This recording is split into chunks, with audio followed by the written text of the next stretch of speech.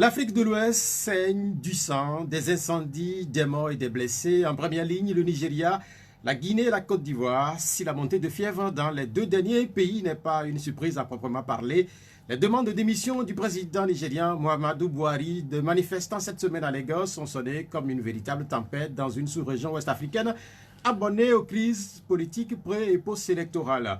La CEDEAO, conçue à l'origine pour régler des questions économiques, n'est-elle pas en train de montrer ses limites dans la préservation de la paix et la promotion du vivre ensemble dans ce grand territoire qui va de Dakar à Niamey en passant par Bamako, Monrovia pour Lagos.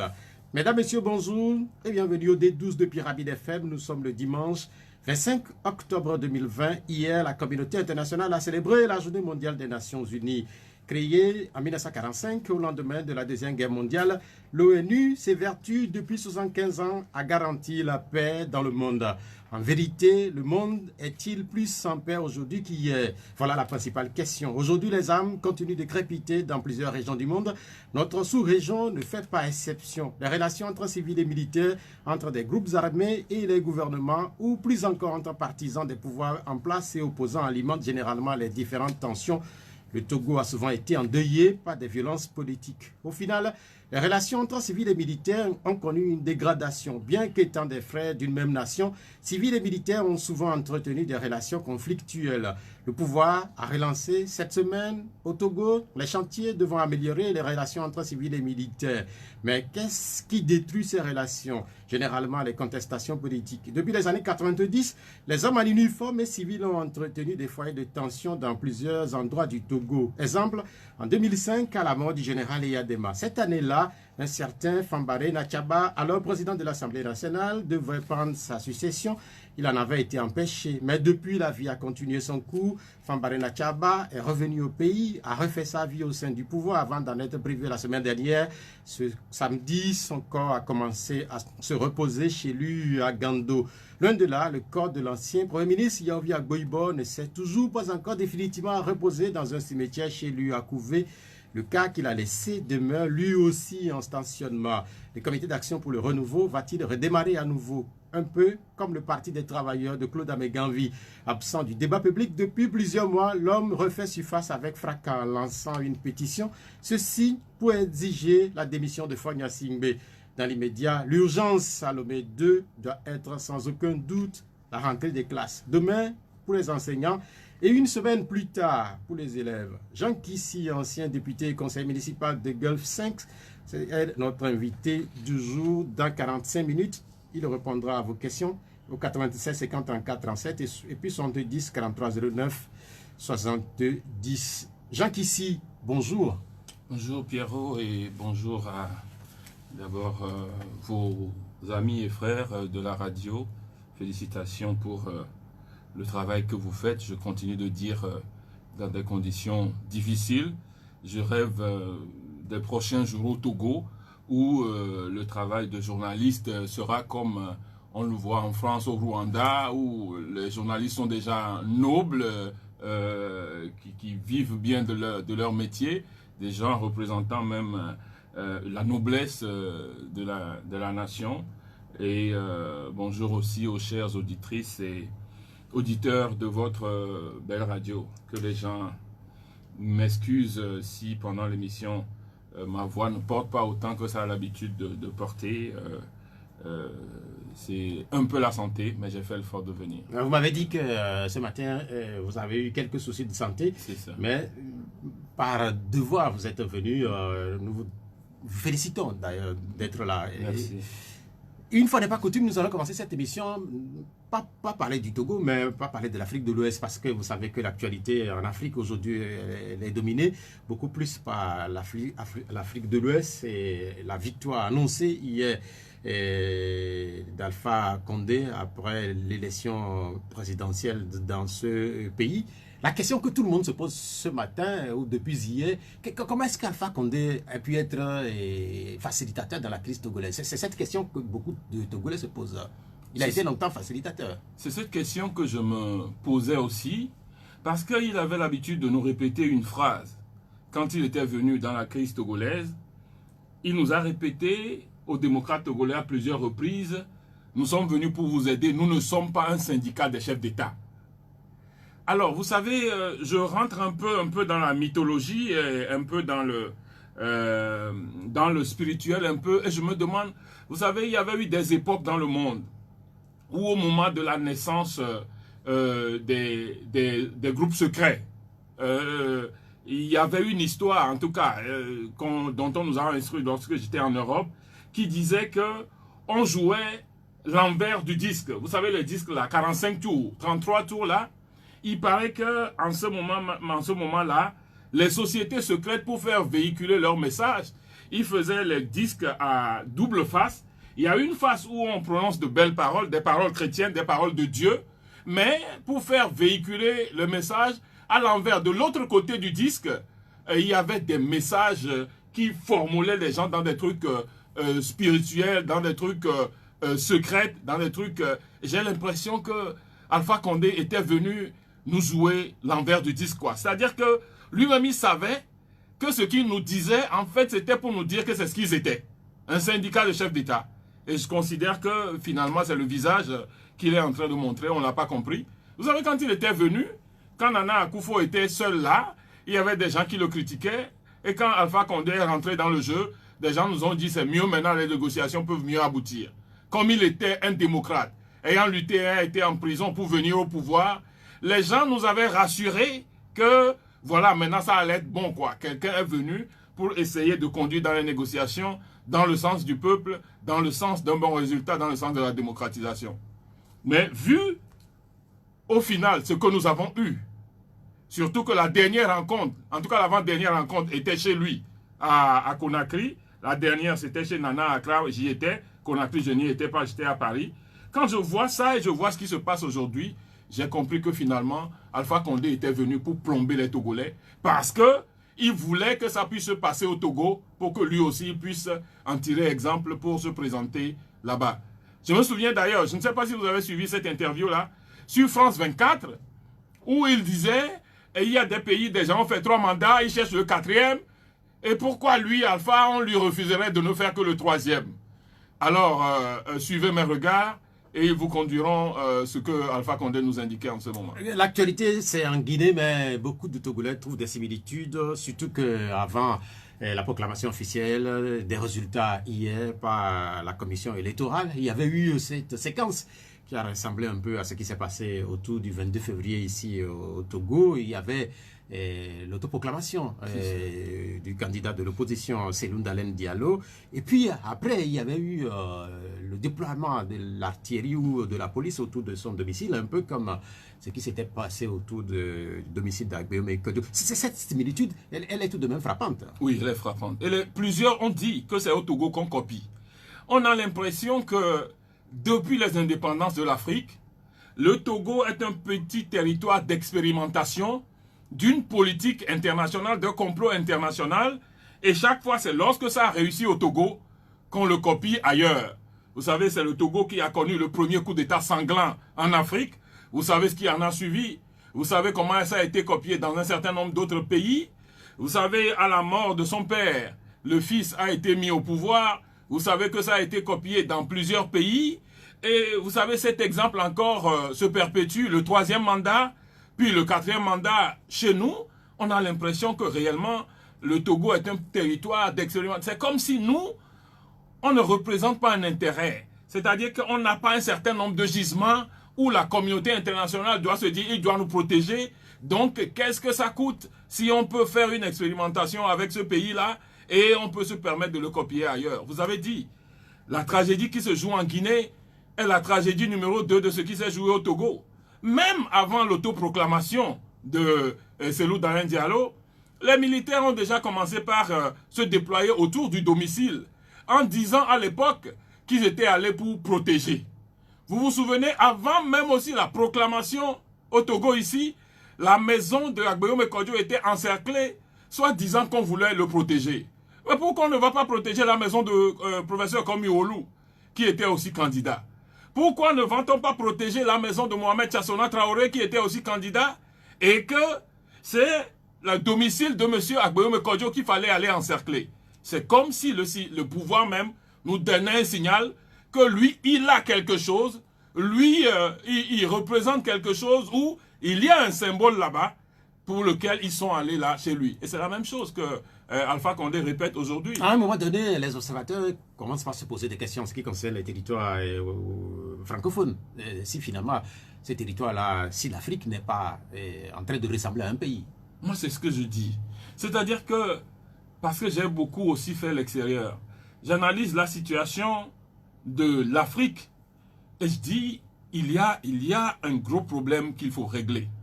Et je considère qu'il faut intégrer la France et l'Union européenne dans un règlement du problème d'un certain nombre de pays africains.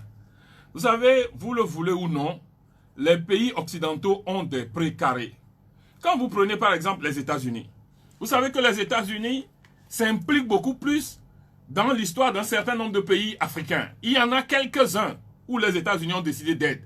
Quand vous prenez le Congo démocratique, vous voyez tout ce que les États-Unis font là-bas. Quand vous prenez l'Afrique du Sud, quand vous prenez le Rwanda, quand vous prenez l'Égypte, voilà un peu les pays où les États-Unis sont en Afrique, où ils s'impliquent dans la décision de ce qui doit se passer. Alors quand vous prenez le reste des pays anglophones, c'est l'Angleterre. Mais l'Angleterre a pris l'option de laisser les pays évoluer, c'est-à-dire qu'on les laisse voler de leurs propres ailes. C'est ce que vous voyez au Nigeria, au Ghana, ces pays qui se développent où la démocratie se perpétue, qui sont même devenus des exemples de démocratie. Il y a les pays francophones, donc, qui sont restés à la France. Et dans ces pays francophones-là, finalement, on a l'impression qu'il y a un pan de l'histoire qu'on ne veut pas laisser éclore. Et que par conséquent, il faut continuer par protéger un certain nombre d'événements, un certain nombre d'histoires, un certain nombre d'informations qui ne doivent pas sortir. Du coup, on met la main dessus. Vous savez, moi, j'ai discuté avec des gens pendant notre crise, jusque en France. Et dans des milieux où je suis passé, on m'a dit comment on fait. On m'a dit qu'à l'Élysée et dans les cercles francophones, dans nos pays par exemple, à l'approche de chaque élection, on fait un peu un tamis. On tourne parmi les candidats, etc. Et il en reste 2 ou 3. Et on se dit, voilà ceux-là qui peuvent passer. Ceux-là peuvent bénéficier de notre bienveillance. Et voilà un peu, on fait le tamis et souvent il en reste 2. On dit, ah, si l'un d'entre les 2 là passe, ok, on peut laisser passer. Je crois que c'est ce qui se passe. Mais ça fait quand même 60 ans d'indépendance. Oui, mais voilà, nous traînons. Nous traînons, nos pays sont encore de gros villages. Et nous croyons que nous devons pouvoir régler ces problèmes-là. C'est-à-dire que moi, je considère que le fait de venir dans un média et de continuer par tenser la France, d'insulter la France, ce n'est pas ça qui va régler le problème. Parce que nous n'avons pas la force d'aller au-delà d'eux. Vous savez, le monde est aujourd'hui devenu un village planétaire. Et moi, j'ai toujours dit, dans ce monde où nous sommes, nul ne peut se vanter de se passer des autres. Donc, on ne peut pas se passer d'eux. Mais on peut négocier avec eux comment nos pays peuvent passer dans un processus de démocratie où les relations ne vont pas être coupées. Vous voyez demain un Togo qui n'a plus de relations avec la France. Moi, je considère qu'on continuera d'avoir des relations privilégiées avec la France. Mais il faut que ce soit des relations gagnant-gagnant. Et dans l'opposition, on doit aussi s'organiser avec un certain nombre de gens de la diaspora, avec un certain nombre de leaders africains pour pouvoir négocier avec la France la manière de passer dans tous nos pays à des démocraties apaisées. Face aux difficultés liées au processus démocratique en Afrique, on a souvent pointé du doigt les partis au pouvoir, comme ce qui se passe en ce moment en Guinée.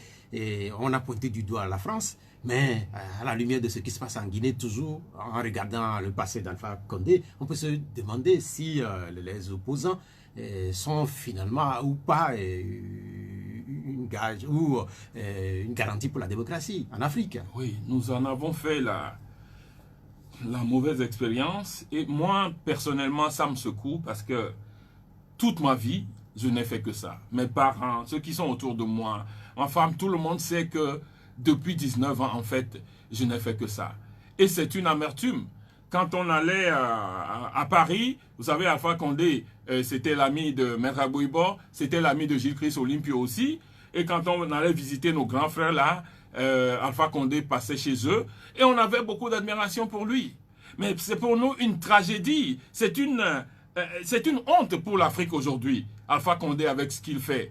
Mais à 83, 84 ans, vous vous permettez de faire ça, de marcher encore sur des corps pour garder le pouvoir. Et de là même pour moi se pose une question. Mais quel est ce métier-là où on ne va jamais à la retraite. Vous savez, on dit que c'est le métier le plus exaltant. Non, c'est le métier le plus difficile en fait. Parce que vous êtes le chef de tout le monde. Vous devez faire fonctionner tout le monde. La mission d'un président de la République doit être plus difficile que la mission d'un directeur général de société, que la mission d'un ministre qui ne gère qu'un secteur, que la mission d'un président de l'Assemblée qui ne gère que des députés. Mais comment se fait-il que pour la fonction la plus difficile au monde, on laisse les gens aller à 80, 85 et finalement, ils sont assis là-bas, ils dorment dans leur fauteuil, comme celui de l'Algérie qui était décédé, Bouteflika. Mais il faut aussi introduire cette limite d'âge dans nos constitutions, où à la limite, on ne puisse accéder à une fonction exécutive au-delà de 70 ans. La question c'est que pour Alpha Condé, avant d'avoir 82 ans, il était opposant. C'est surtout ça la question. Oui, c'est ça. C'est ça qu'on comprend moins. C'est-à-dire que lui, il y a une honte et une difficulté pour nous, les démocrates. Nous qui avons lutté pour le processus de démocratisation, qui avons fait les conférences nationales souveraines déjà en ce moment. Son passage en prison, c'est-à-dire que c'est une blessure, disons, pour nous, que ce soit Alpha Condé qui montre ce visage aujourd'hui. Qu'allons-nous dire alors au régime à parti unique dictatoriaux? Qu'allons-nous pouvoir leur dire encore aujourd'hui? Voilà, heureusement qu'il n'est pas le seul. Heureusement qu'il y a Nelson Mandela. Heureusement qu'il y a Rollins qui est venu au pouvoir par les armes. Heureusement qu'il y en a qui ont quitté aujourd'hui. Mais ils ne sont pas nombreux. Ils ne sont pas nombreux. Mais ces exemples-là sont déjà des exemples pour nous. Ça veut dire qu'on peut quitter le pouvoir. Vous savez, l'un des régimes qui m'a souvent séduit avec un petit bémol, c'était le régime rwandais. Si vous lisez la constitution rwandaise, les Togolais ne le connaissent pas assez. La manière dont c'est bâti, c'est une bonne constitution. Le seul bémol, le seul hic, c'est le fait que Kagame soit resté au pouvoir pendant longtemps. C'est-à-dire on a l'impression qu'il est un président en vie qui ne va pas partir. J'ai été heureux il y a 6 mois et 8 mois lorsque Kagame disait, malgré le fait que la constitution a été changée, que c'est son dernier mandat. Il est même allé jusqu'à dire qu'il souhaiterait que ce soit une femme qui vienne le remplacer. Et on a vu qu'il a placé une femme à la francophonie, il a placé une femme à la présidence de la République, de l'Assemblée nationale rwandaise, et il a libéré la femme qui est opposante, première opposante, Victoire Ingabire. Ça veut dire qu'il y a déjà 3 personnalités féminines qui se profilent à l'horizon. Et s'il le réussit, voilà ce qu'on appelle un leader éclairé. Ceux-là qui ont pris les armes, qui ont fait la guerre pour venir au pouvoir, se comportent comme ça. Et ceux qui ont été des opposants, qui ont été en prison, nous montrent ces piètres figures-là que Dieu nous a... Je dis souvent là, si je dois aller trahir ma mission, je préfère que Dieu m'enlève la vie, peut-être plutôt que de me laisser dans cette honte-là. Franchement. Le Rwanda qui fait un clin d'œil à la femme, on peut regarder un peu aussi du côté du Togo. Parce qu'aujourd'hui, beaucoup de femmes sont en première ligne. L'Assemblée nationale, à la primature par exemple. Ah, ça, on en parlera. Je crois que le clin d'œil que le Rwanda fait vont dans le sens de la démocratie et du développement. Alors, les femmes qui gèrent les choses au Togo, pour moi, ce ne sont pas des adeptes de démocratie et de développement, ce sont des femmes sous qui il n'y a pas eu de lutte contre la corruption, il y a eu des pillages. Vous savez, la route Lomé-Vaughan en foin, il y a l'affaire Adjakli qui est en cours. Vous savez, on dit souvent, c'est ce que tu as autour de tes oreilles qui permettent de dire à quelqu'un ce que tu peux lui faire demain. Donc, j'ai l'impression que les femmes que nous connaissons au Togo, dont nous faisons la promotion au Togo, ne sont pas du bon côté, en tout cas, de l'histoire, pour ce qui concerne la démocratie, le développement et la bonne gouvernance. Ça, c'est clair. Est-ce que vous doutez de leur capacité à influencer éventuellement la gouvernance? Mais ils sont là depuis 10, 11, 12 ans. Non, mais en fait, pas au même poste quand même. Mais aux postes les plus élevés. Vous savez, au Togo, les gens ont l'habitude de dire que la primature, c'est le porte-sac du président de la République. Vous savez, c'est ce que les Togolais pensent. Moi, j'ai été assistant personnel d'un Premier ministre. Je sais ce que c'est, d'un Premier ministre de transition même. Donc, un Premier ministre issu de l'opposition. Je sais ce que c'est. Mais quand vous êtes à un poste de directeur de cabinet du président de la République, vous êtes le tout-puissant numéro 2 du Togo. Vous savez, les gens ont occupé ce poste. Vous connaissez mon frère Bodjona lorsqu'il était là-bas. Et lorsque vous êtes directeur de cabinet du président de la République, Et en plus de ce directeur de cabinet, vous cumulez 4 portefeuilles ministériels et que vous n'avez pas pu faire ce qu'on pouvait attendre de vous, comment pouvez-vous faire la promesse aux Togolais que lorsque vous quittez du poste de puissant numéro 2 pour devenir le commis du président de la République, c'est là où vous allez réaliser leur rêve? J'y crois pas. Pas du tout. Pour moi, c'est un non-événement. Revenons à la Guinée, parce que c'est la commission électorale qui a proclamé les résultats provisoires, comme c'est le cas un peu partout en Afrique. La question qu'on peut commencer par se poser également concernant ces commissions électorales, vu que dans un passé, il n'y a pas très longtemps, ce sont les ministères de l'Intérieur qui organisaient les élections. Est-ce qu'il ne faille pas revenir finalement à l'ancienne méthode, puisque on se rend compte que les commissions électorales, leur intrusion, leur présence n'ont pas permis de changer véritablement les processus électoraux. Le problème est grave que ça. Si les commissions électorales arrivaient à proclamer les résultats et que les cours constitutionnels ne confirment pas les résultats, alors le même problème se pose. La preuve, c'est la Cour constitutionnelle qui a éliminé un certain nombre de candidats en Côte d'Ivoire. Et il y a aujourd'hui des problèmes. Ce n'est pas encore arrivé au niveau de la Commission électorale nationale.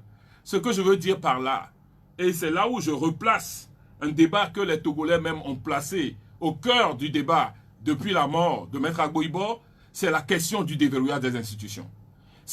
La question est plus élargie que ça. Elle est simple, c'est le déverrouillage des institutions. C'est-à-dire que nous avons le devoir de bâtir en Afrique des institutions fortes, des institutions indépendantes, des institutions neutres. La Cour constitutionnelle et la Commission électorale nationale sont des arbitres dans un jeu électoral.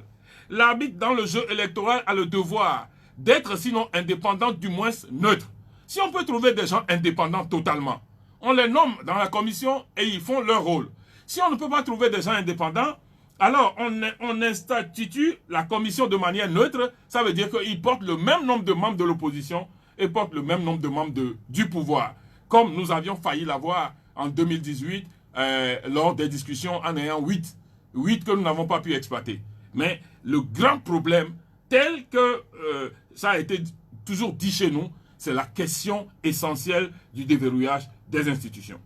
Mais quand vous évoquez le déverrouillage des institutions au plan national, au plan international, il se pose également un problème parce qu'aujourd'hui, il est attendu en Guinée une mission internationale composée de personnalités connues comme le général Béanzin, comme Ibn Chambas ou encore comme Brou.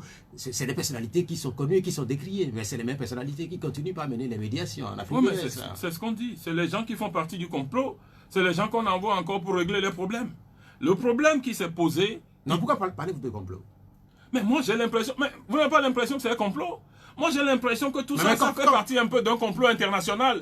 Donc, pour moi, même les médias aussi un peu font partie. Hein. Je vous fais le reproche aussi, vous les médias. Vous savez pourquoi? Regardez la façon dont RFI et France 24 ont traité les résultats des élections en cours en Guinée. Alors, pour moi, ils n'ont pas été impartiaux, hein, parce que quelqu'un a proclamé des résultats. Alors, il est candidat. Il a le droit d'avoir les résultats. Les résultats sont affichés. À partir du moment où les résultats sont affichés, vous pouvez dire, voilà ce que j'ai pu recueillir, les voilà. Il n'y a pas de faute à ça. Pendant ce temps, une commission électorale nationale, tout au bout du pouvoir, proclame aussi des résultats. Mais moi, en tant que journaliste ou bien en tant que média, j'aurais dit, ah, mais il y a 2 présidents en Guinée, un qui s'est proclamé sur la base des résultats qui lui sont parvenus, et l'autre proclamé par la Commission électorale nationale. C'est comme ça. Mais les résultats sont tombés. Quand moi j'ouvre la télé, les résultats sont tombés. Alpha Condé a gagné les élections avec 59% des voix. Mais quand ça commence pas à ancrer dans la tête des gens comme ça veut dire que vous tranchez, vous imposez. Mais moi j'ai l'impression que tout ça fait partie d'un complot international. Est-ce que c'est pas des sources? Ça c'est RFI ou, je ne vais pas défendre RFI ou France 24 quand même. RFI ou France 24 font référence aux sources officielles. Oui, mais alors, quand les sources officielles, vous-même vous le savez, sont à la botte du pouvoir, mais il faut, supposons, moi je vous pose cette question. Supposons, parce qu'on a dit que les résultats sont affichés, non? Supposons que RFI dit ça. Mais compte tenu du fait qu'il y a des journalistes dans le pays, dans les reportages, ils arrivent à trouver dans les photos que les journalistes leur ont envoyées avec leur appareil WhatsApp, un certain nombre de résultats qui ne correspondent pas avec ce que la commission a affiché. Qu'est-ce qu'ils feront alors? Mais ils peuvent faire mention de cela. Ils peuvent faire mention de cela, ce qu'ils ne font jamais. Non, mais en fait, comme s'ils n'ont jamais des gens sur le terrain. Alors, vous en parlez, c'est vous qui avez la grande voix de la communauté internationale. Vous imposez les choses, alors que vous avez des correspondants, et vous ne donnez jamais des éléments d'indice que vous avez. Mais alors, comment est-ce qu'on est juste en ce moment-là? Donc, vous pensez que RFI et France 24 font partie de ce complot? Non, non, je dis les médias. Je dis les médias. Et je donne juste un exemple sur la proclamation de ces résultats de la Guinée. C'est un exemple que je cite pour illustrer. Mais je dis qu'on a l'impression que c'est un complot du pays, de la CEDEAO et un peu des médias. Ce qui est gênant, un peu, quand vous parlez de complot, ce n'est pas un seul pays qui est concerné, alors c'est toute l'Afrique de l'Ouest. Mais naturellement, c'est un complot contre les peuples africains. C'est un complot contre les peuples africains. Comment vous pouvez... Il y a l'exemple chez nous ici. Mais lorsque les événements se passaient, vous avez parlé pour la plupart du temps des événements officiels, de ce qui est dit officiellement. On avait l'impression que vous avez même peur de dire ou de répéter ce que l'adversaire disait. Mais et cela s'établit. Ça veut dire que vous contribuez à imposer. Vous continuez pas à parler des médias? Mais naturellement, je continue à parler de tout le monde. La communauté internationale, les médias. Je considère, quand vous parlez de la Guinée, le problème ne vient pas seulement de ces élections. Le problème vient déjà du référendum. Comment se fait-il que quelqu'un peut aller modifier la Constitution en marchant sur des gens, en tuant des gens, juste avec 15% de la population, contre l'avis des 85% pour des convenances personnelles? C'est François Hollande qui disait qu'il ne faut pas changer la Constitution pour des convenances personnelles.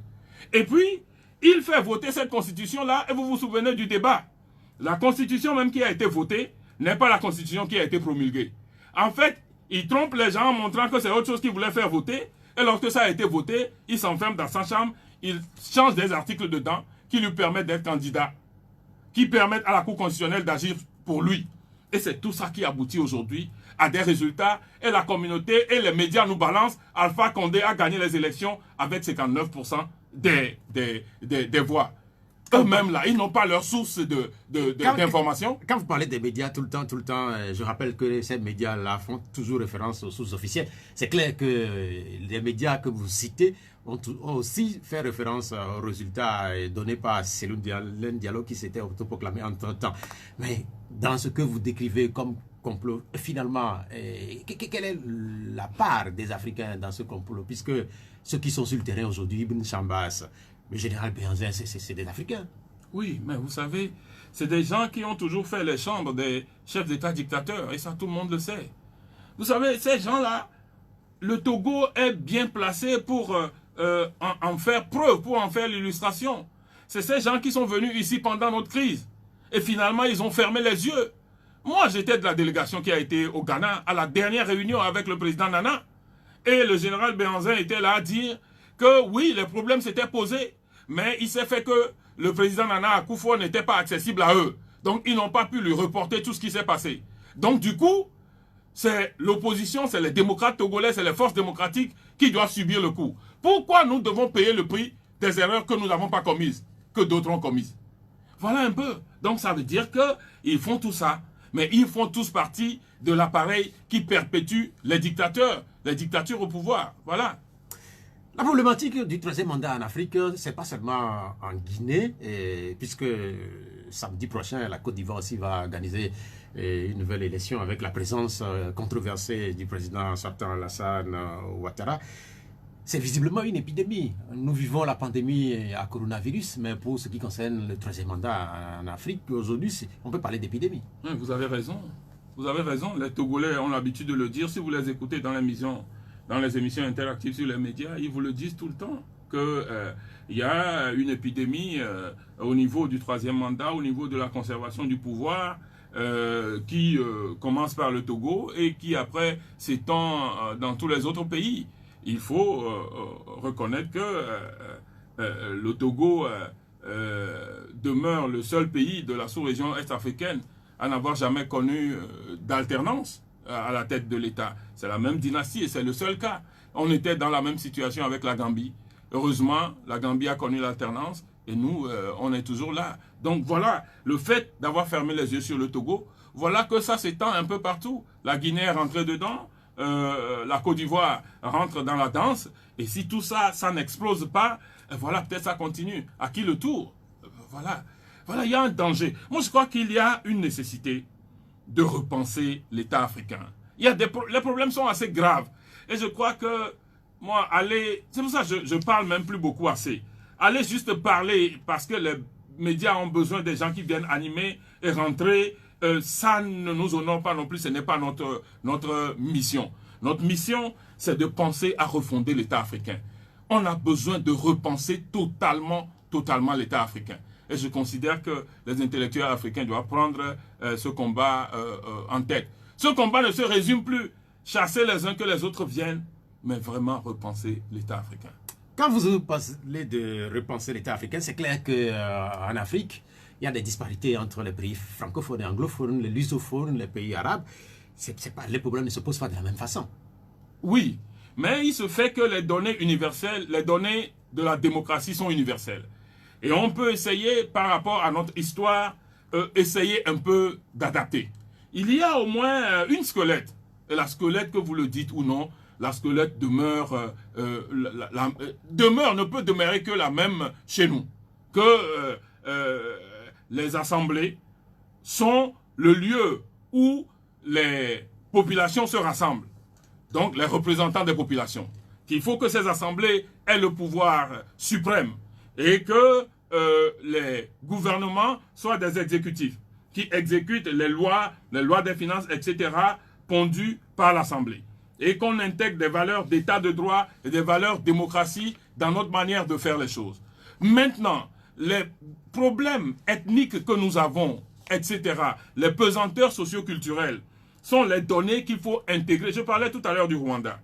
Vous savez, au Rwanda, si vous gagnez les élections, vous ne pouvez pas prendre plus de la moitié du gouvernement. Vous êtes obligé de laisser la moitié du gouvernement à l'opposition. Ils sont dans la cogestion permanente. Il y a eu une dernière innovation, par exemple, au Burundi, qui est un pays décrié au niveau des municipalités. Vous savez, au Burundi, vous ne pouvez pas gagner plus de 2/3 d'une commune. Même si vous avez 90% et l'un de vos adversaires ou votre adversaire n'a que 10%, vous n'aurez que 2/3 des conseillers et l'autre partie est obligée de prendre aussi le tiers des conseillers. Et étant donné que dans les organes délibérants, tous les pouvoirs et les responsabilités qui sortent des organes délibérants doivent suivre la configuration des organes délibérants, donc des assemblées. Voilà un peu comment ils arrivent à gérer leur pesanteur socio-culturelle au niveau de ces pays-là. Et je considère que nous devons tirer leçon des pays anglophones. Quand vous prenez l'Afrique du Sud, vous voyez le régime sous lequel ils sont aujourd'hui. Quand vous prenez le Nigeria, vous savez que le Nigeria a un gentleman agreement au sein des partis eux-mêmes. Une clause non écrite qui veut que lorsque le président est issu du sud du pays, le vice-président soit issu du nord du pays. Voilà un peu des pesanteurs qu'on peut intégrer dans la manière de penser l'État africain. Et ça, il faut en tenir compte. Sur les squelettes, on peut construire quelque chose qui peut être viable pour les lendemains. Ce que vous dites, il faut pour cela des hommes. Mais quand on regarde l'Afrique de l'Ouest, ceux qui étaient aux avant-postes depuis quelques années, et qu'on citait un exemple qui était crédible comme Alassane Ouattara ou encore Mahamadou Bouhari, ce sont des personnalités qui sont décrites aujourd'hui. Quand vous évoquez même la CEDEAO à une certaine époque, elle est une référence. Aujourd'hui, la CEDEAO, elle est décriée. Maintenant, qui pour faire ce boulot-là? Oui, mais je crois que peut-être il y a une nouvelle classe politique qui est en train de venir. Mais Alassane Ouattara, vous l'avez cité, je ne sais pas s'il a été une référence, hein, parce que depuis que moi je connais l'histoire de la Côte d'Ivoire... Dans la crise togolaise, on a souvent pris des conseils chez Alassane Ouattara.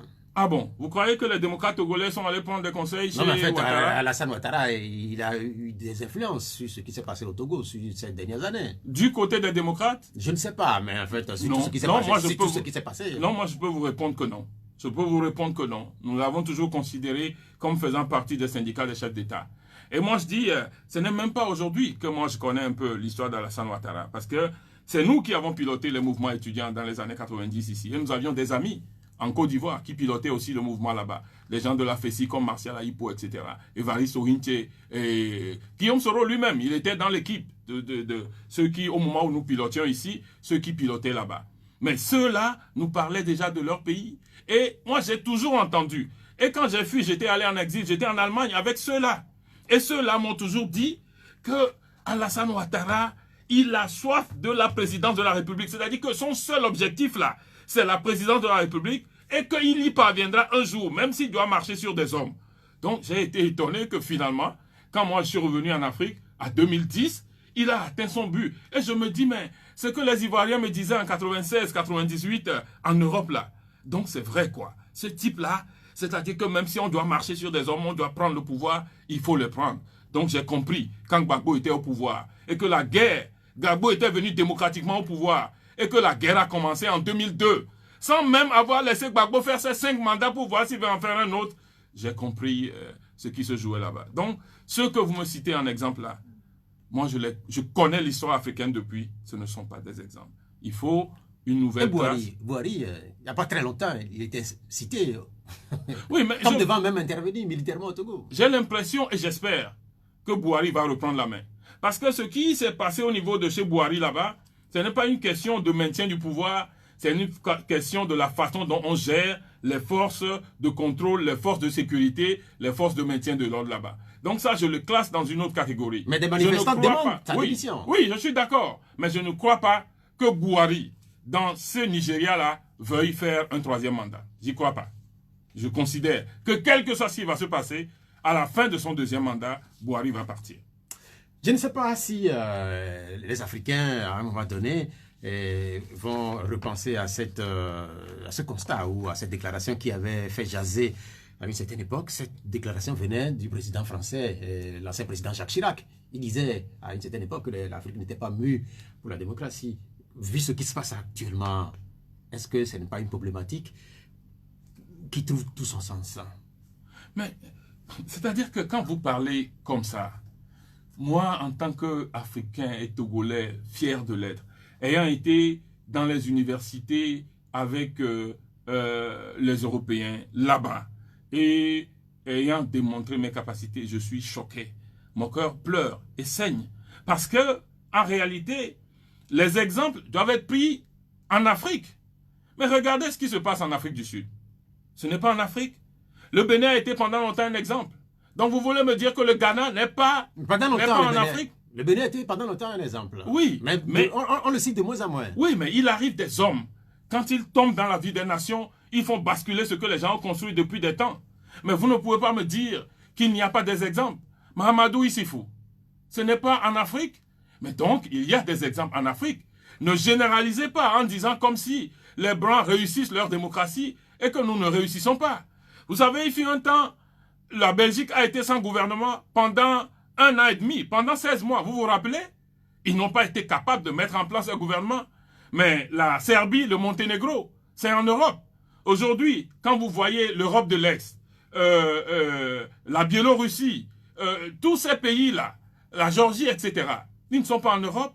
Donc, si vous généralisez comme ça, en disant que non, l'Afrique n'est pas mûre pour la démocratie, donc on comprend un peu que les dictatures veulent continuer de perdurer, etc. Vous tronquez l'histoire de l'Afrique et c'est comme un peu du révisionnisme. Moi, je n'admets pas ça.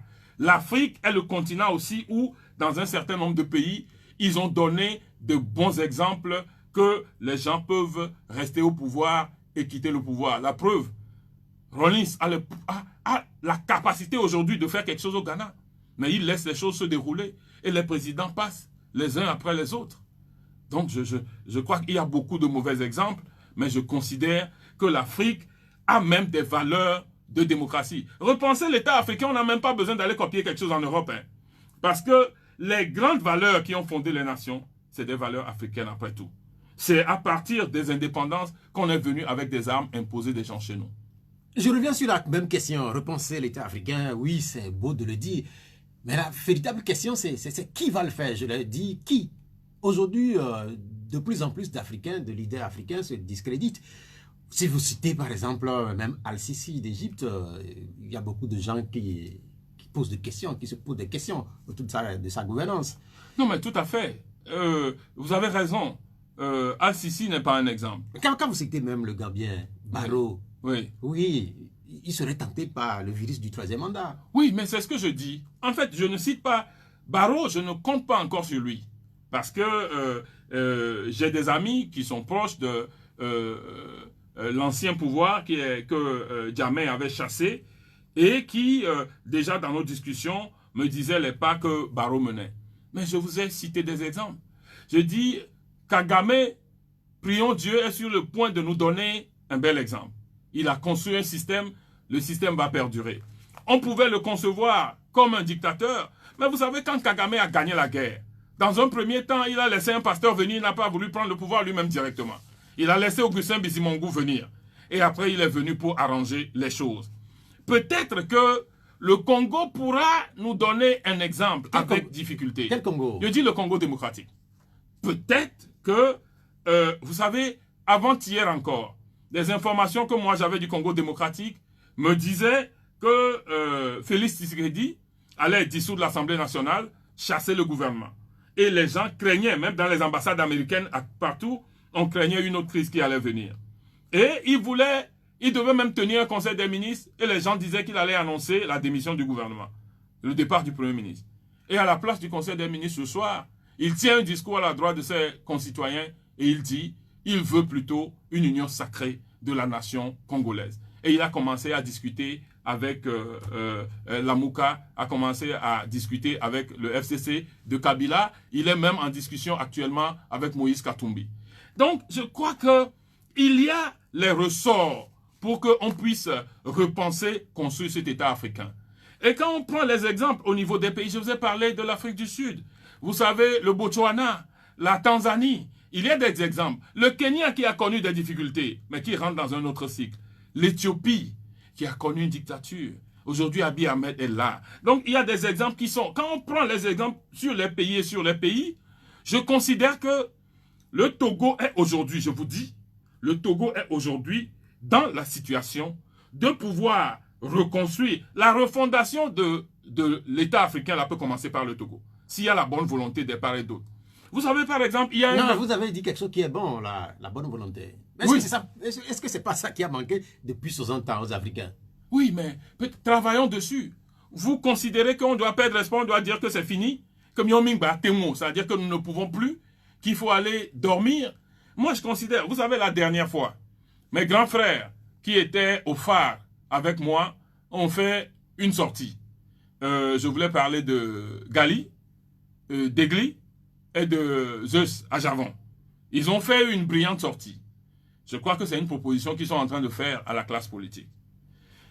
Si nous voulons écouter ces gens-là, j'ai dit la dernière fois sur un média que l'un des religieux les plus diplomates de la classe politique, en tout cas de la classe religieuse togolaise, est aujourd'hui, par le concours de circonstances, archevêque de Lomé. Et que si le pouvoir veut, on peut user de sa force. Je veux parler de Monseigneur Bariga, qui a dirigé la CVJR, qui donc connaît l'histoire et les pesanteurs socioculturelles que les gens lui ont racontées. Et qui peut, si on le dit, ne pouvoir à deux et tomber, ou si nous, la classe politique, nous le mettons en jeu, qui peut conduire des négociations, que sans qu'on soit obligé d'aller encore dans des manifestations... Non, mais en fait, quelles négociations? Mais des négociations au sein de la classe politique, entre le pouvoir et l'opposition, pour pouvoir résoudre définitivement la crise togolaise et commencer par émettre les germes de la refondation de l'État. Vous savez, c'est Maître Agboibo qui a sorti le terme de refondation de la République. C'est un peu dans le thème. En fait, quand vous parlez de crise, est-ce que vous avez écouté la dernière sortie du Premier ministre? C'est une gaffe. J'ai écouté le Premier ministre du RFI, c'est vraiment une gaffe. En tout cas, tous les Togolais ont compris. Non, mais en fait, elle n'est pas très politique. Non, mais en fait, quand vous parlez de crise, est-ce que vous pensez qu'ils ont la même notion que vous, par exemple, le Premier ministre? Mais la notion, elle est universelle. C'est-à-dire qu'il y a des gens qui, parce qu'ils ont envie de rester au pouvoir, nient l'évidence. Ce n'est pas parce qu'ils nient l'évidence que vous êtes obligé de vous aligner sur leurs thèses ou que vous allez nous obliger à nous aligner sur leurs thèses. Je suis désolé, mais aujourd'hui, qu'on le veuille ou non, le challenger de Faure aux élections n'est pas dans le pays. Il y a des dossiers à la justice contre lui tout simplement parce qu'il a dit qu'il est victorieux. Il est à l'extérieur du pays en exil. Mais ça, ce n'est pas une crise post-électorale. Mais c'est-à-dire que moi, je considère que ce n'est pas... Vous avez amené un sujet. Moi, ça m'embête même un peu. Parce que... Mais quel sujet? Celle que vous évoquez, pour moi, c'est les convertis. Et j'ai peur des convertis. Vous savez, je respecte mes adversaires politiques. Le RPT, c'est un adversaire politique. Et moi, depuis mon enfance, j'ai combattu le RPT. Donc, un adversaire, on le respecte.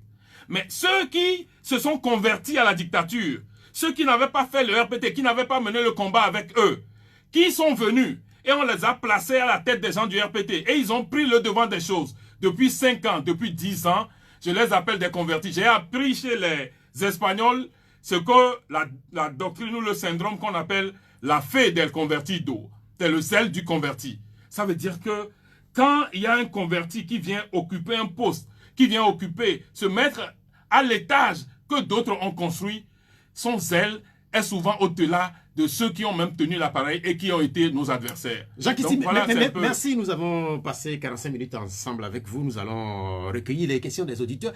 Nous continuerons pas à parler du Togo puisque il y a beaucoup de sujets également qui intéressent les auditeurs, notamment les hommages qui ont été rendus à Fambaré et Natchaba, notamment également les dernières initiatives qui sont prises par Claude Améganvi et la volonté de Jean-Pierre Fabre de remobiliser les Togolais. Est-ce que nous avons un premier auditeur déjà sur nos numéros 96 50 34 37 et puis 70 43 09 70? Allô, bonjour. Oui, allô. Oui, votre nom? Oui, c'est Pelé. Pelé, comment vous allez? Oh, très bien. Ok, allez-y. C'est Jean-Christy. Bonjour. Oui, bonjour mon cher. Ça vient par ici. Bon, je pense que tout à l'heure, M. Pierre vous a présenté comme maire du Golfe. Non, je ne l'ai pas fait. Je l'ai pas présenté comme ça. Maire, hein. Oui, maire, oui, bien. Non, mais en fait, j'ai dit conseiller municipal. Je pense que c'est un peu ça là où ça me fait une surprise quand on n'a pas présenté M. Jean-Christy, secrétaire du cas. Une première fois, j'ai écouté ça. Est-ce que M. Jean-Christy, est-ce que vous êtes à l'aise à la mairie, puisque à l'aise à la secrétariat du cas? Est-ce que vous êtes entre les deux là? Comment vous vous sentez maintenant? La comparaison, comment vous le faites? Je pense que tout ce que vous êtes en train de dire, ce n'est plus une répétition, et que ce régime-là, je pense qu'il faut faire si possible pour qu'on le fasse, ce régime. Et que, quelle sera votre contribution, encore une fois de bon, et que tout ça avec des coalitions répétées, tout ça là, jusqu'à la dernière minute, la C14, que vous avez fermé, et vous vous êtes un peu fermé dedans, et que vous avez dit ce que vous avez fait. Maintenant, ce qui se passe aujourd'hui, nous avons une première ministre qui dit qu'elle va gouverner autrement. Le mot autrement, là, qu'elle dit qu'elle va gouverner, là, comment vous appréciez ça? Parce que quand on dit que quelqu'un va gouverner autrement, je pense que est-ce qu'ils sont peut-être fatigués et qu'ils veulent gouverner autrement? Comment vous appréciez ça? Bien, merci pour votre intervention.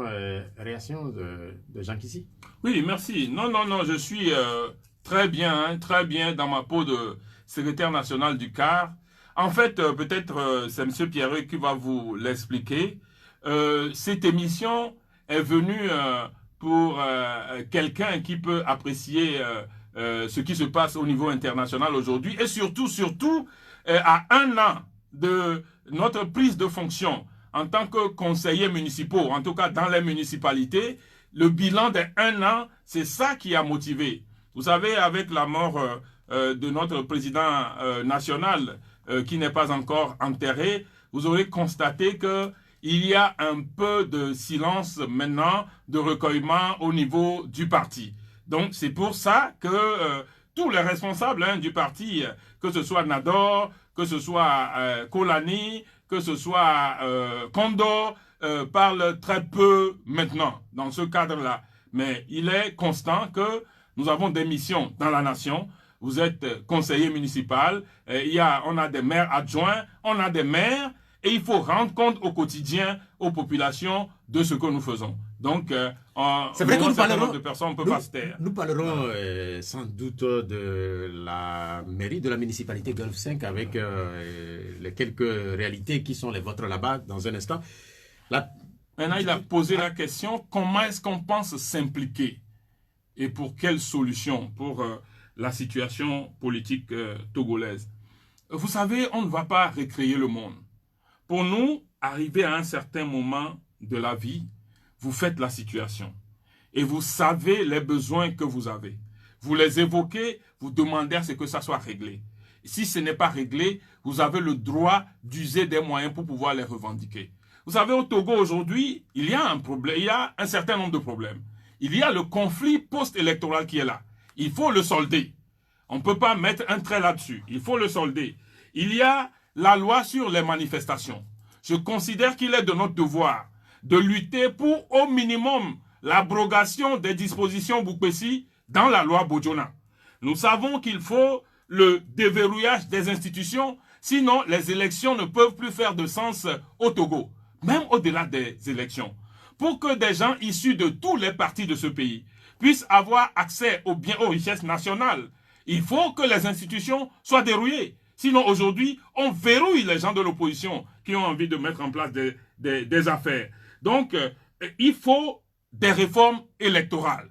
Et je considère que ça, c'est des choses qu'on peut rassembler dans une plateforme revendicative de l'opposition aujourd'hui. Et vous n'allez pas nous parler des coalitions. Moi, j'ai dit la dernière fois que notre combat, c'est bloc contre bloc. Vous luttez contre un pareil régime, vous ne pouvez pas vous diviser et vouloir organiser, pouvoir obtenir des résultats. Quand j'en ai parlé la dernière fois, 2 jours après, il y a le professeur Olou qui était sur un média et qui m'avait répondu un peu indirectement en disant que on a eu plusieurs coalitions, mais ça n'a rien donné. Je ne suis pas de son avis parce que de vraies coalitions, pour moi, il n'y en a eu que 3 fois au Togo. La première, c'était celle du phare autour de Maître Aboibor et les Kofigo, les Jean Degli et les Ninevi après rentrer dedans le code. Et vous savez les résultats que nous avons pu avoir. La deuxième fois, c'était en 2005, lors du décès de Gnassingbé Yadema. Ça a été la grande coalition et l'opposition a présenté même un candidat. Et je dis souvent, si ces gens-là ont été obligés d'arriver à 800 morts et au-delà, dictés par la communauté internationale pour prendre le pouvoir, c'est que vraiment ils ont été mis en mal. Et la troisième coalition, c'est la C14. Et vous savez jusqu'où nous sommes allés avec la C14. Si ce n'est pas des maladresses de leadership, vraiment aujourd'hui, on aurait eu des résultats qu'on ne pouvait imaginer. Il y a d'autres coalitions, que vous n'avez pas citées. Il y a eu le FRAC, par exemple, il y a eu le CAP 2015. En réalité, est-ce que vous pensez que les Togolais... Mais ce n'est pas des blocs, ça. Oui. Et que le FRAC est allé aux élections avec 7 différents candidats de l'opposition. Moi, je dis, c'est un combat bloc contre bloc. Jean Kissi, oui. Est-ce que vous croyez encore à des regroupements au niveau de l'opposition? Mais je considère, en tout cas, je le reçois. Ça a fait l'objet également de la question de Pelé qui dit elle veut gouverner autrement.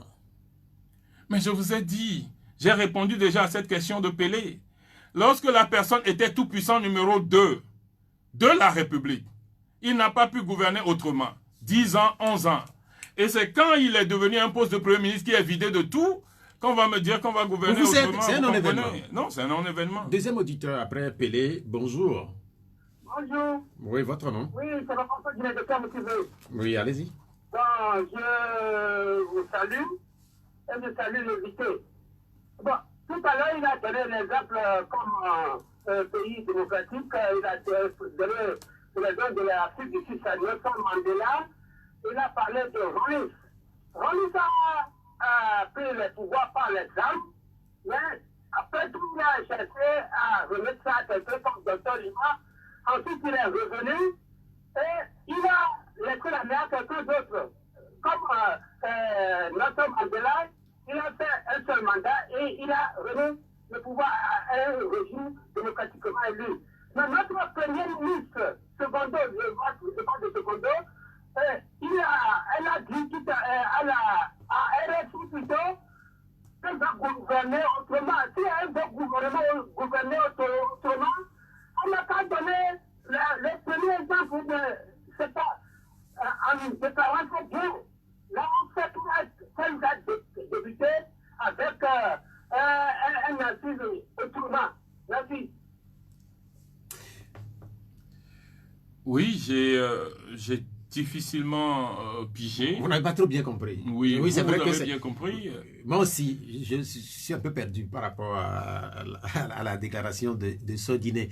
J'espère que qui va revenir en réalité pour des précisions. Mais même moi, j'ai une question ici que je vais vous lire, la question de Koussa TV, et il nous regarde du côté de Bruxelles. Je lis la question telle que c'est libellé. Un septuagénaire qui s'adresse à un trentenaire, son interlocuteur, il dit, le Togo, une pacotille a révigoré et ce dernier de lui réagir. Et comment? Mon fils, cela doit se faire par un travail ardu d'éveil des consciences. Jean Kissi, qu'en dites-vous? En réalité, je crois qu'il vous interpelle sur ce que vous allez pouvoir faire pour réveiller les consciences. Oui, mais moi, je suis d'accord avec lui qu'il y a un travail de sensibilisation et d'éveil de conscience à faire. Mais je voudrais faire remarquer aussi que les Togolais, dans l'histoire, ont fait des mouvements monstres. Hein. Moi, je dis, c'est-à-dire qu'il ne faut pas minimiser ce que les Togolais ont fait.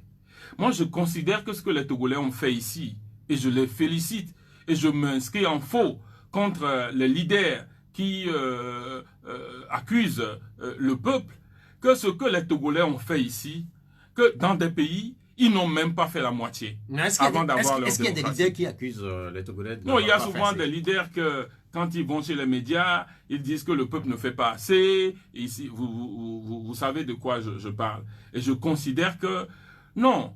C'est-à-dire qu'il y a des moments, lorsque le peuple se mobilise, le peuple fait tous ses efforts. Mais est-ce que les leaders ont pu exploiter à bon escient les efforts du peuple? Mais je dis, les Degli ont dit la dernière fois qu'il y a l'un des grands problèmes, c'est un problème de leadership de l'opposition. La C14, l'échec de la C14 était un problème carrément de leadership. C'était le problème de ne pas savoir, dans des moments critiques, qu'est-ce qu'on peut cueillir, de faire la science de savoir quel est aujourd'hui le maximum qu'on peut cueillir et sur lequel on peut continuer à travailler ou non. Voilà un peu le problème qui se pose. Donc ça veut dire que dans les combats que nous allons mener dans le futur, nous devons penser au leadership. Nous devons sérieusement penser au leadership, recueillir un leadership qui donne confiance à la population. Ce n'est qu'à ce prix. Ce n'est pas simplement une question d'éveil des consciences, parce que c'est une question de naissance d'une dynamique. Et cette dynamique aussi est liée au leadership que nous présentons. La question du leadership, c'est une question qui est posée depuis la conférence nationale. Elle n'est pas réglée depuis, parce qu'au début des années 90, déjà, cette question était posée au niveau de l'opposition. Non, vous avez raison. Vous avez raison. Je disais tout à l'heure que nous avons connu un certain nombre de succès. Pensez à la primature Kofigo, la première. Pensez à la victoire du CAR à l'élection législative de 1994. C'était la première fois que le RPT a dit « Oui, j'accepte qu'on m'a gagné ». Mais nous devons tirer leçon d'un certain nombre de choses. Le Togo a connu une situation où, lorsque le peuple a fait confiance à un leader qui est devant, qui pouvait nous ramener la démocratie, le problème, c'est un problème de division où les autres ont envie de le tirer vers le bas. C'est-à-dire qu'il faut le tirer vers le bas. C'est au moment où il va arriver en bas et que nous allons prendre le dessus que nous allons obtenir la démocratie. Au moment où ce temps arrive, où on tire l'autre vers le bas, on le fait tomber et on prend le dessus, on constate que on ne peut pas prendre seul. Et voilà, c'est de tout ça que nous devons tirer des leçons. Vous parlez comme si, parce que nous avons eu des échecs, parce que nous avons eu des problèmes de leadership, il ne faut plus rien faire. 1000 fois, il faut remettre le métier. Nous allons retourner au téléphone pour un deuxième auditeur, un troisième plutôt. Auditeur, allô? Oui, alors bonjour, monsieur. Bonjour, votre nom? Oui, c'est Georges. Georges. Oui, allez-y.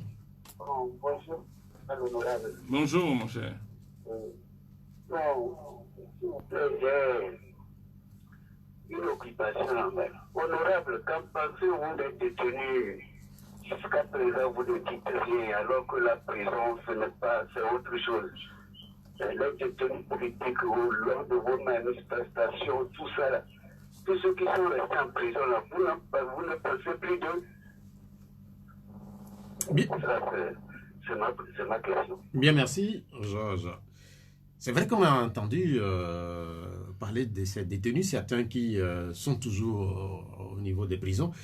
C'est vrai également qu'on n'en parle plus assez. Oui, merci Monsieur Georges, vous avez totalement raison. Vous avez totalement raison. Les détenus, on continue même d'arrêter les gens pendant la période à Guillaume. Plusieurs ont encore été arrêtés. Et je ne suis pas convaincu qu'ils aient été tous libérés à ce jour. Donc, ces détenus font partie de la crise politique togolaise. C'est pour ça que parce qu'il y a encore ces détenus en prison, personne ne peut se lever pour aller dire sur les médias internationaux que la crise togolaise est finie, qu'elle est derrière nous. Donc, si nous disons que les gens doivent aider à une médiation entre les Togolais, les gens doivent aider à ce que la crise togolaise soit résolue, naturellement que nous pensons aux détenus, naturellement que nous pensons que dans la résolution de la crise togolaise, il faut libérer tous les détenus politiques, mais il faut même mettre une dynamique qui agisse vers l'union nationale de ce pays. Le Togo n'est pas une nation. Le Togo, il n'y a pas d'union nationale. Et nous croyons que c'est des problèmes qu'il faut nécessairement régler. Je ne sais pas quel profit les dirigeants d'aujourd'hui, en tout cas ceux qui maintiennent le pouvoir aujourd'hui, tirent en croyant, en mettant les Togos dans une situation où les gens se regardent en chien de faïence, les gens se regardent en inimitié. Je suis totalement d'accord avec vous. Et nous qui parlons que des gens se mettent en jeu pour aider à régler la crise togolaise, c'est parce que nous pensons en premier lieu aux détenus politiques qui sont encore dans les prisons. Il y a la question de l'appel était depuis Sous-Annetti, mais c'est une question qui est laissée sur les réseaux sociaux. Conseil Jean Kissi, les élections de 2020 sont rentrées déjà dans les archives. Comment pensez-vous gérer les élections de 2025 en face du candidat de UNIR? C'est l'une des grandes questions que je me pose.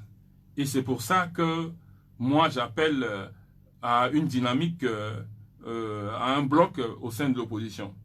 Parce que les gens ont raison que lorsque nous allons à une élection et qu'il y a des difficultés, on reste là jusqu'à être surpris par les prochaines élections.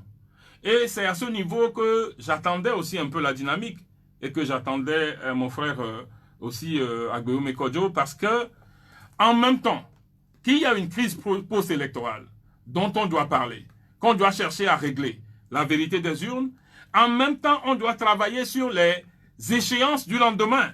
Ce qui doit venir dès le lendemain. Ça veut dire qu'en fait, si on se pose aujourd'hui, naturellement qu'on ne peut pas demander aux autres de balayer la crise post-électorale qui est là, mais naturellement qu'on ne peut pas rester rien que sur la crise post-électorale sans parler des lendemains, sans préparer le lendemain, qui est très important.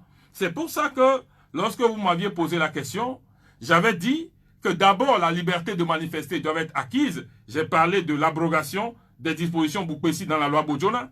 J'ai parlé du déverrouillage des institutions. C'est aussi par rapport aux élections à venir. J'ai parlé des réformes électorales, que nos élections ne doivent pas être une succession de coups de force électorale au Togo. Et j'ai parlé de refondation de l'État togolais. Et donc je considère que c'est aujourd'hui qu'on devait commencer. C'est-à-dire que je considère que demain sera trop tard. J'ai l'habitude de dire à mes frères, à mes amis, un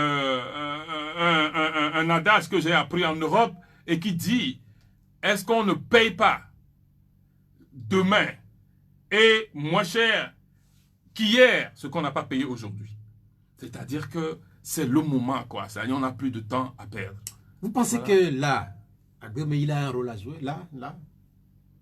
Mais de toutes les façons, vous voyez l'opposition réunie aujourd'hui pour faire face à l'avenir.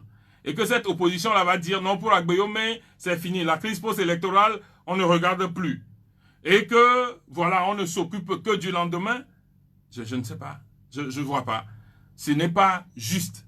Ce n'est pas, je ne sais pas comment je vais dire. Ce n'est pas juste, ce n'est pas ce n'est pas franc, ce n'est pas croyant. Oui, mais en fait, c'est quand même nouveau ce que vous dites, parce que depuis quelques semaines, quand on écoute ceux qui veulent parler au niveau de l'opposition, c'est un peu comme, c'est fini, c'est enterré. Et le futur, c'est peut-être pas avec Agbéomé. Oui, mais est-ce que Agbéomé, c'est enterré Agbéomé déjà de retour? Est-ce que les charges contre Agbéomé sont éliminées? Mais ça veut dire que les discussions qu'on peut avoir pour l'avenir du pays doivent être des discussions globales. Des discussions, vous savez, ce que je ne comprends pas chez vous, c'est que vous ne posez jamais le problème de la source des problèmes togolais. Pourquoi le Togo est en crise permanente? Pourquoi le Togo vit cette gangrène-là? Vous ne posez pas la question. Quand vous posez la question... Mais maintenant, je pose la question. Pourquoi? Ah, vous ne vous la posez pas, vous me la posez. Ah oui, mais en fait, puisque vous la ressortez cette question. Oui, je vais vous répondre. Le gros problème du Togo, c'est une succession de hold-up électoral. Depuis. Donc ça veut dire que la résolution de la crise togolaise doit rassembler tous ceux qui ont été spoliés de leur victoire depuis le début du processus démocratique, en même temps qu'elle doit préparer l'avenir, qu'on sache tous désormais que les élections peuvent devenir une porte de règlement des problèmes togolais. Donc, à partir de ce moment-là, même depuis, que ce soit le CAR en 94, que ce soit Gilchrist en 98, que ce soit 2003, que ce soit 2010, ce que nous devons trouver aujourd'hui doit solder, doit trouver une solution à ce qu'il n'y ait pas de répétition. Donc, le règlement de ces crises-là doit faire partir de l'agenda du règlement du problème togolais. Alors, quand on en parle, vous considérez que la crise post-électorale qui est en cours, on ne peut pas dire on traite tout le reste, mais on ne traite pas celui-ci parce qu'il s'agit d'Agbéomé. Je ne vois pas. En tout cas, moi, je suis profondément chrétien, profondément catholique. Je ne me vois pas comme ça. Je ne vois pas mes inspirations comme ça. C'est vous qui parlez de crise post-électorale, puisque au niveau du pouvoir, les portes des élections de 2020 sont totalement fermées. On a l'impression qu'une partie de l'opposition aussi pense la même chose. Mais maintenant, vous pensez pas, vous pensez différemment. On verra dans les prochains temps ce qui va se passer. On verra dans les prochains temps. Oui, mais quel est le parti d'opposition, par exemple, qui pense aussi que cette crise est derrière nous? Quand vous écoutez ou quand vous regardez, vous ne sentez pas, et même le silence, pour certains pensent que c'est fini. 2020, c'est fini. Oui, mais quand vous écoutez un certain nombre de grands ensembles de l'opposition, la dernière fois, par exemple, la NCA a fait son conseil national, ils ont encore dit que ces élections de 2020 doivent être reprises. Bon, je ne sais pas qui parmi les grands ensembles de la classe politique ont dit qu'il n'y a pas de crise post-électorale. On a déjà repris des élections dans ce pays. Oui, mais ça veut dire que la crise n'est pas finie. Ça veut dire qu'il faut régler la crise. Vous vous dites, il y a plusieurs solutions en vue, mais ça veut dire que la crise n'est pas finie et qu'il faut régler la crise togolaise, dont la crise post-électorale en cours. Allô, après Georges, bonjour. Bonjour. Votre nom? Camille. Combien? Allez-y. J'ai une question pour vous et une question pour l'invité. Oui, allez-y. Nous étions dans le monde de la consommation locale quand Madame le Premier ministre est partie faire des interviews à RFI. Ça nous a choqué et malheureusement un journaliste disait la dernière fois que c'est vous les journalistes qui devez envoyer des protocoles qu'elle puisse vous rencontrer. Mais je sais que dans le passé, vous avez fait des effectifs pour pouvoir joindre le gouvernement anglais pour avoir des interviews. Est-ce que vous avez pu renouveler avec la venue de la dame ces tentatives pour qu'elle puisse venir ici, si possible, nous expliquer les choses? La question à M. l'invité, c'est par rapport aux élections. Moi, je pense que les élections en Afrique sont devenues des formalités, même pour les anglophones. Je donne seulement deux exemples. Pour que Buhari soit reconduit au Nigeria, on l'a placé sciemment au niveau de la CEDEAO comme président. Et à l'heure où je vous parle, le Ghanéen aussi est placé sciemment au niveau de la présidence de la CEDEAO à cause de son élection qui va venir. Vous voyez que la population de la CEDEAO n'est pas satisfaite par rapport à ces élections qui sont tronquées d'avance par la main invisible de la France. C'est dommage. Merci. Bien, merci, cher ami Komi. Vous avez posé des questions, dont une à ma personne. Et si nous avons renouvelé l'envie d'interroger la Première ministre ou le Premier ministre du Togo, il faut dire que nous ne l'avons pas fait, mais cette envie, elle demeure. Hein. Nous avons appris qu'en réalité, le Premier ministre devait passer dans une émission spéciale à la télévision nationale vendredi dernier. Cette émission a été finalement reportée. C'est vrai que ce n'est pas dans les traditions que les chefs de gouvernement du Togo passent sur les médias privés. C'est vrai aussi que à un moment donné, nous avons cessé de croire que ça va pouvoir se réaliser. Donc, si éventuellement vous nous incitez à introduire de nouvelles demandes, nous allons nous atteler pour voir ce que ça va donner. Voilà, c'est une question qui est une question réelle que en Afrique, c'est pas seulement au Togo qu'en Afrique, les leaders politiques préfèrent intervenir très souvent sur les médias français, les médias internationaux. Oui, ce que je regrette moi-même aussi, je crois que c'est du manque d'égard pour les journalistes nationaux. Je vois pas. Votre peuple est ici. Je ne sais pas pourquoi c'est sur les médias internationaux que vous allez. Moi, si je vais à l'extérieur et qu'on me tend le micro au niveau d'un média international, ok, ça peut se comprendre. Mais quand j'accède à une nouvelle fonction nationale et que je ne regroupe pas les médias togolais pour leur parler, je ne me fais pas accorder, je n'accorde pas une interview à un média togolais, et que c'est par les médias internationaux que je commence, je trouve que ça laisse vraiment à désirer. C'est même comme si, en fait, bon, on se fout des Togolais, quoi.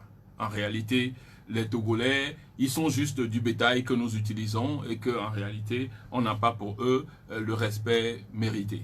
Et ça, c'est dommage. Malheureusement, c'est une tendance en Afrique. La deuxième partie de la question, c'est les élections en Afrique qui sont pour notre ami des formalités. Oui, moi je considère que ce qui se fait dans un certain nombre de pays, les pays anglophones ou les pays qu'il a cités, à partir du moment où ils ont été à des élections, que même quelquefois, malgré les difficultés, ils se sont entendus et que finalement, les adversaires ont accepté que c'est les autres qui ont gagné, je considère que si nous arrivons au moins à ce niveau, c'est déjà un grand pas. Je me souviens qu'il y avait une élection au Ghana, je ne me souviens plus duquel, où les résultats étaient très étriqués. Et tout le monde craignait que le Ghana allait exploser.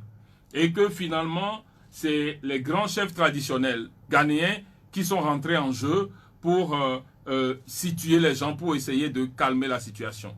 Et c'est avec sagesse que l'un d'entre eux a accepté qu'il a perdu et a accompagné l'autre à gouverner jusqu'à la fin. Je considère que ces pays sont en avance. Il y a en Afrique de bons exemples. Et je considère qu'il y a même en Afrique de bons exemples par rapport aux États-Unis, par exemple. Ce qui se passe aux États-Unis, il y a de bons exemples qui se passent en Afrique et qui peuvent donner des exemples là-bas.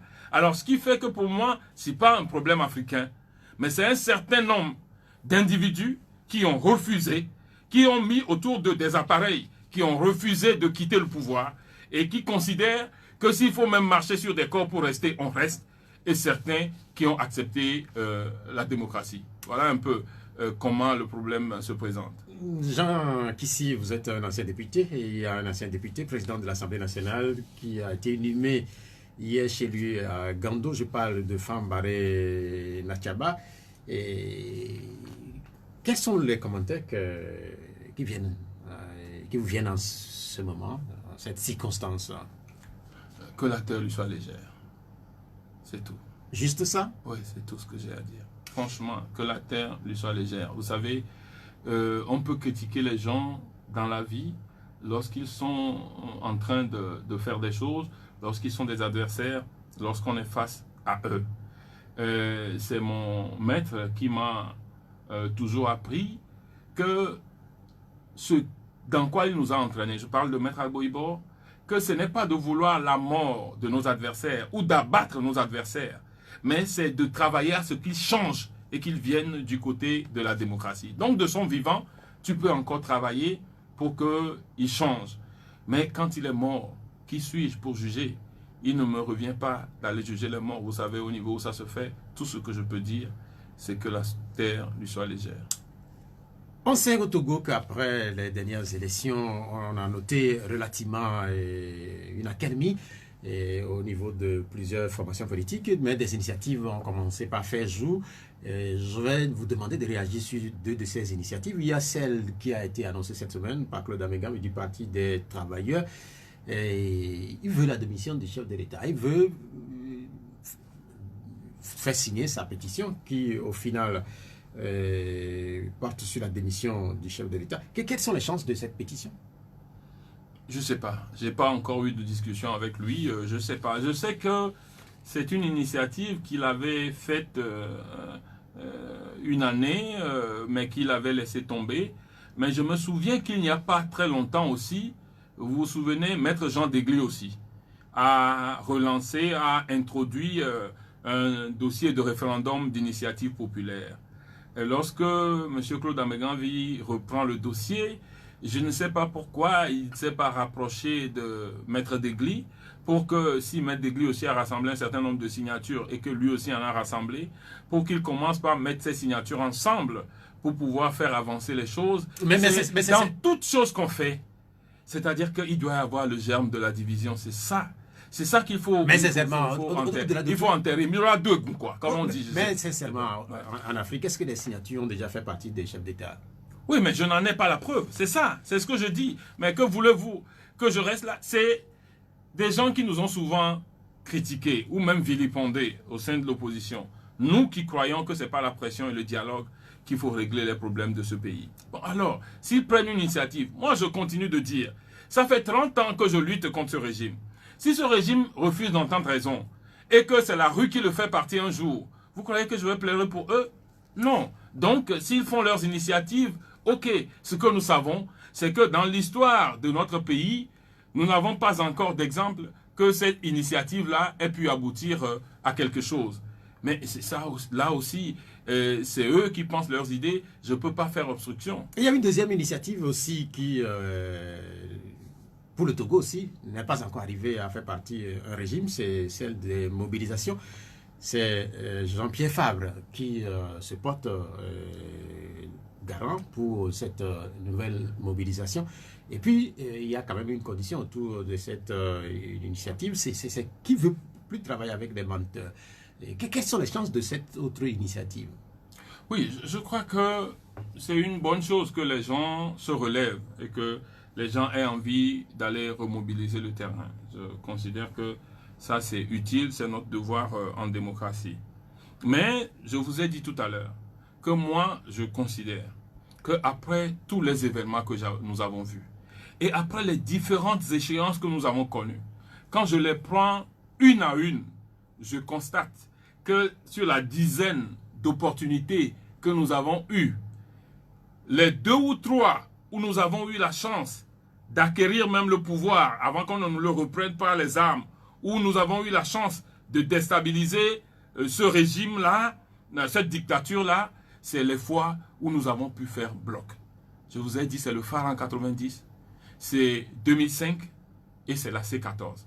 À partir de ce moment, je continuerai de professer que ce que nous avons devant nous, c'est un combat bloc contre bloc et que la bonne voie n'est pas de dire que nous ne travaillerons pas avec ci, avec ça. Vous savez, prenez l'exemple de la Côte d'Ivoire. Et ça, je me demande souvent au niveau des peuples.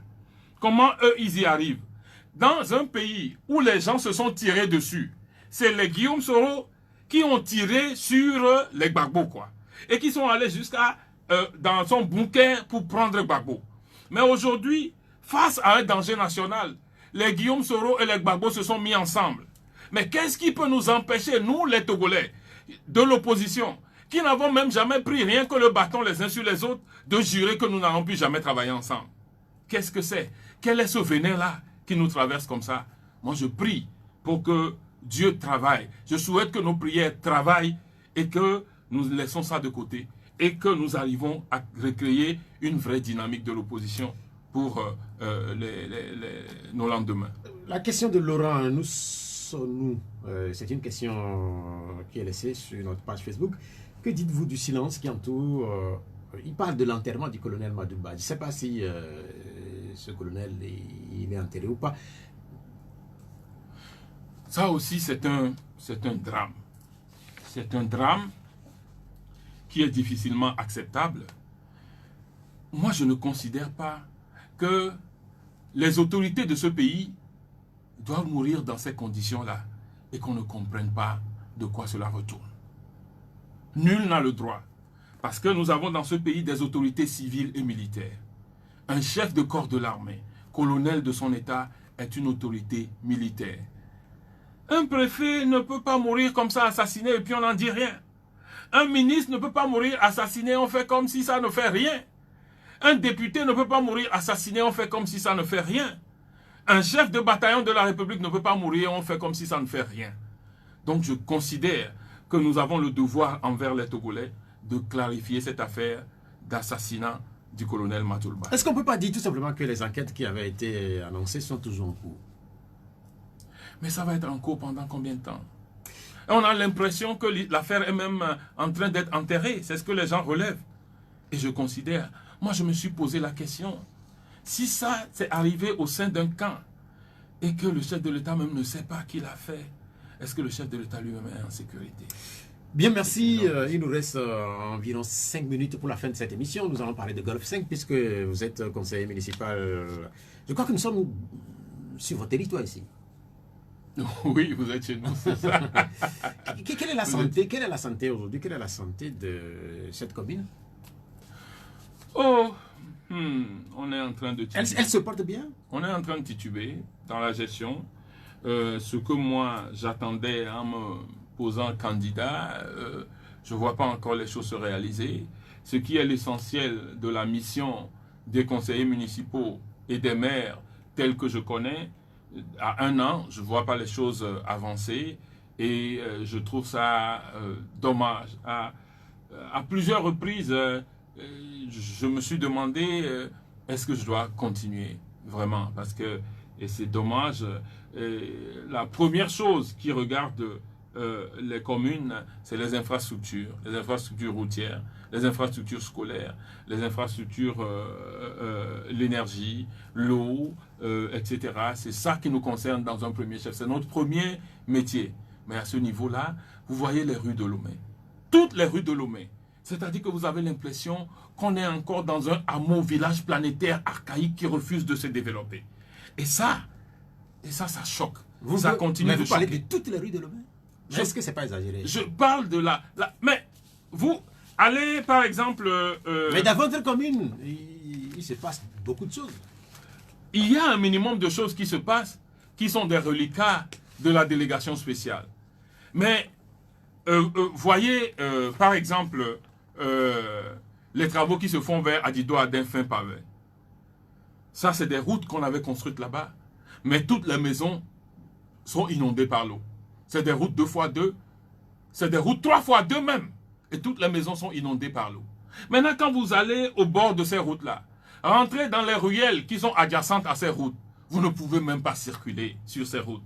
Mais pourquoi est-il difficile que dans une situation d'intercommunalité, que au moins peut-être, ou même au niveau de la préfecture, de la voirie, qu'on s'occupe de 3 gradaires, que tour à tour, les communes peuvent prendre, mettre du carburant et aller au moins essayer de dresser un peu les pistes, un peu, que les Togolais puissent rouler. Vous savez, moi j'ai vécu en Europe.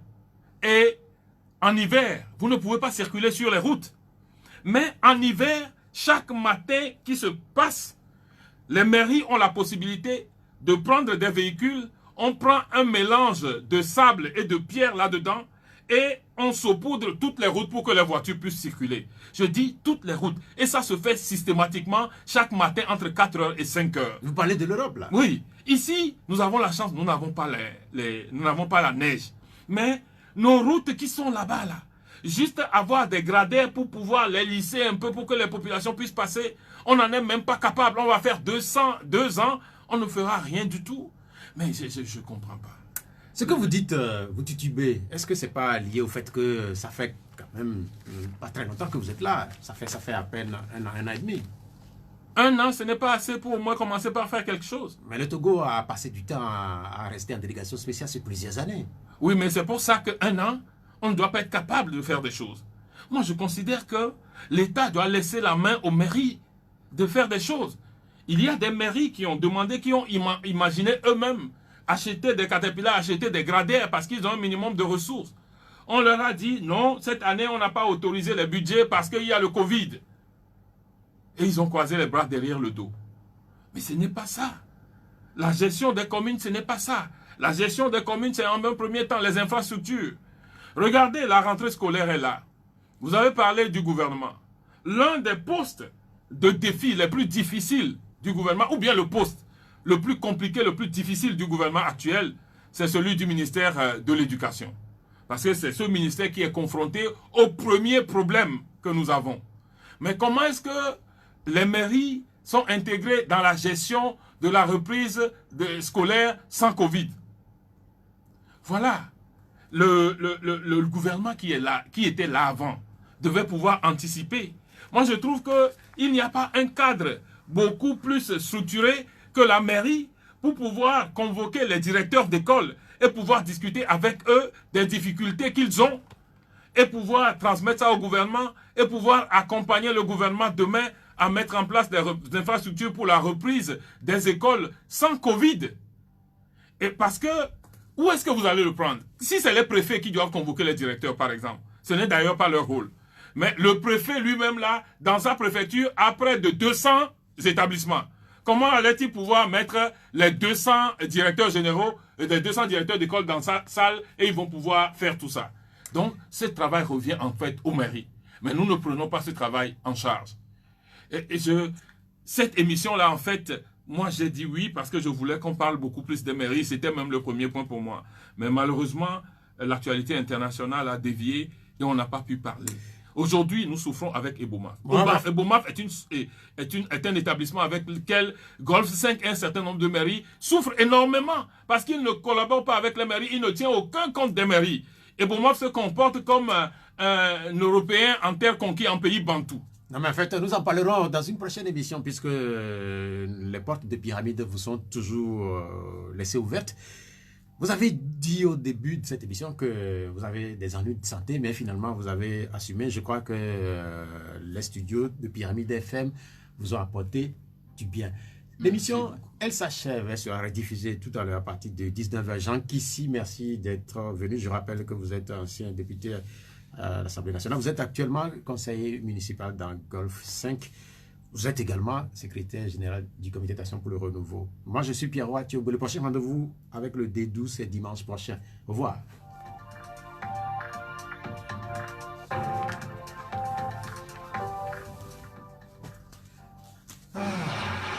Mais finalement, votre